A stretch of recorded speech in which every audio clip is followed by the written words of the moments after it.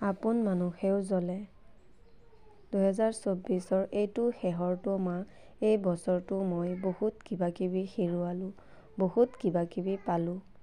কিছুমান মানুহক হেৰুৱালোঁ আৰু পালোঁ কিছুমান স্মৃতি। মই কিছুমান নতুন কথা শিকিলোঁ, যেনে প্ৰমিচ কৰা সকলোবোৰ কথা সঁচা নহয় আৰু কাৰোৰে পৰা একো আশা কৰিব নালাগে। দুখবোৰ পাৰ হৈ যায়, যেনেকৈ বছৰটো পাৰ হৈ যায়। মানুহো সলনি হৈ যায়, যেনেকৈ গছৰ পাত সলনি হয়। মানুহবোৰ তেনেকুৱা নহয় যেনেকুৱা তেওঁলোকে নিজকে দেখুৱায়। আৰু আমি সফলতা পালে আমাৰ আপোন মানুহেও জ্বলে। তোমাৰ ভাল হোৱাটো কোনেও নিবিচাৰে। এই বছৰটো বহুত শিকালে।